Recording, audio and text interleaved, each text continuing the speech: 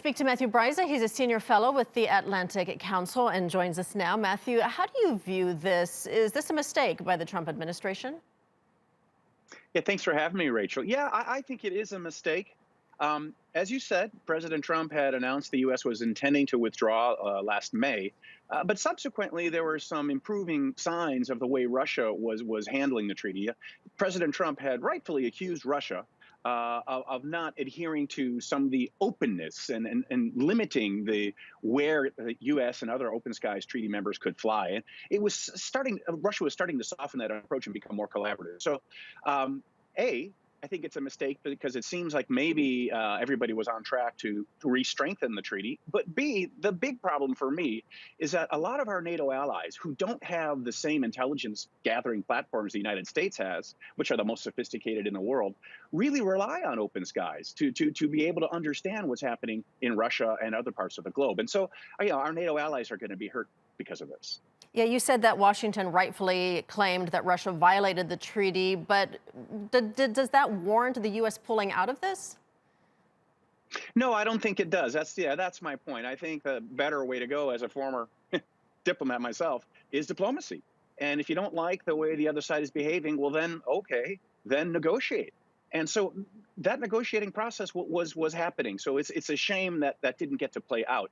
It's very interesting that in 2014, the United States, as then Secretary of Defense General Mattis said, the United States relied on information from open skies to convince U.S. allies, as well as Russia, that Russia was violating international law in Ukraine.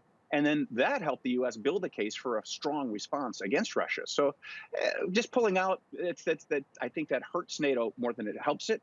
And I think it is a pattern of President Trump's transactional diplomacy. He doesn't like sort of multilateral diplomacy. He doesn't trust it. He'd rather have the United States dealing with other countries one-on-one because he thinks the U.S. is stronger. Again, I think it's the wrong decision to pull out of this treaty. Do you think the incoming Biden administration could re-enter the treaty? Do you think that's something they would consider, and would that even be possible? I'm certain they would consider re-entering. And it's sure, I mean, countries can reverse their positions, just like the incoming Biden administration says it wants to do on the Iran nuclear deal, the JCPOA, although that could be challenging. So yes, it could reverse. The Biden administration could reverse this decision. The question is, what will Russia do?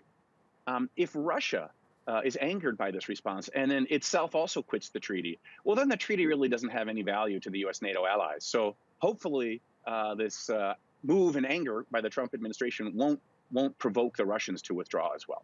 Yeah, that's what I was wondering. If with the American departure, I mean, what does the future mean for this treaty? I mean, do you think it'll still hold up? It will if Russia stays in. It will. But, you got to wonder, why would Russia stay in if the U.S. leaves? Because Russia cares a bit about the 32 other member states' territories, but it really wants to be able to overfly and see U.S. territories. So I think if Russia decides to stay, understanding that a new Biden administration will likely want the U.S. to come back in, then I think it'll be okay. But there's a lot in play here. All right. Thank you for that. Matthew Bryza in Istanbul. Matthew, thanks so much.